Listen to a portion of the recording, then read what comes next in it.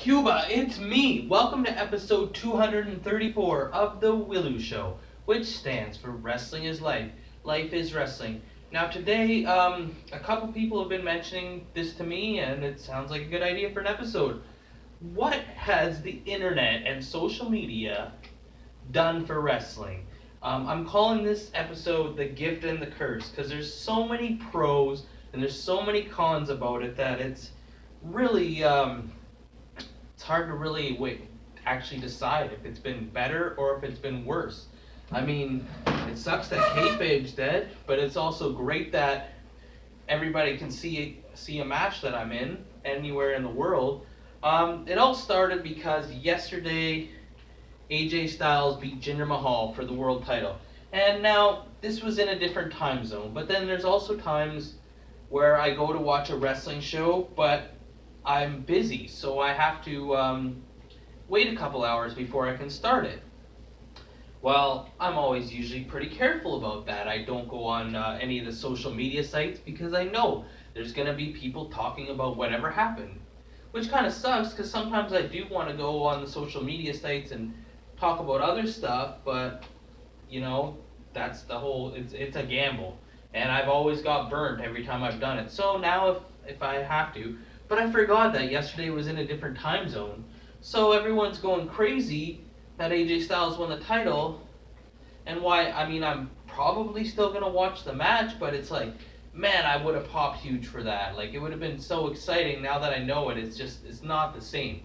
But like as far as like in my career, independent wrestling, I used to talk to some of my friends back home and tell them I was being a wrestler and did these matches. Now back then, when I started in 2000, like maybe one out of every 10 matches I did would get filmed, and then I would have to bug Jesse Jones and he'd plug his camera into the VCR and I'd put in my tape and I'd record it onto the VCR tape. But that VCR tapes of some of the matches I did have, that was like gold to me. Like, oh my, I would cherish. If there was ever a fire in the house, the first thing I would grab would be those tapes. Like, that was proof that I actually wrestled. There was barely any pictures of anybody wrestling. And then Emmanuel Mello came out and started the Ontario Wrestling Indie website and took pictures at a lot of the shows. And that was great too. And so like that was my proof. I really am a wrestler. I can show people. I remember when I went back home to visit and I'd bring my tape and try and show as many people as I can. Like, here, I actually am not lying. Whereas now, every time I do a show, the next day there's 50 pictures of me online. So everyone's like, oh, they can see it. And a lot of the matches end up on YouTube and whatnot. And there was even Rogers TV. And so, I mean, it's good in a lot of ways. But it's also like, well, if someone can see my match on the internet, there's also billions of other matches they can see on the internet. What is anybody? There's too many choices. Why is anyone going to click on my match unless they know me personally?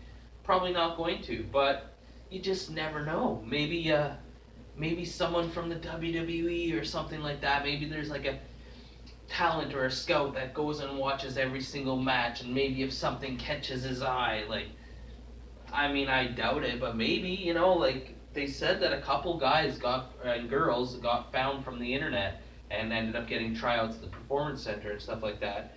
So, like, I think for getting the product out there, the internet's really good.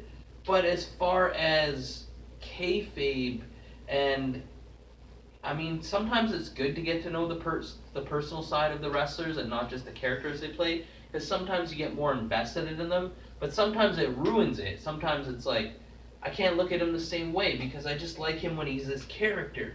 I don't like when he's his normal everyday person. And see, that can be, people can run into trouble there too. And then also plus, like, on social media, it's like, I hate this guy. I'm going out and telling the guy I hate this guy. He did this dastardly thing to me, and then all of a sudden there's a picture of me and him shaking hands and hugging, like, oh, thanks for the great match, man, and stuff like that. Like, I know kayfabe's dead, and I do this show and I break kayfabe, but it's like, at least some people, like, try a little bit harder. Like, are you kidding me? Like, I'm not gonna go and say, oh, this is my favorite person in the world after I just got done supposedly competing against them.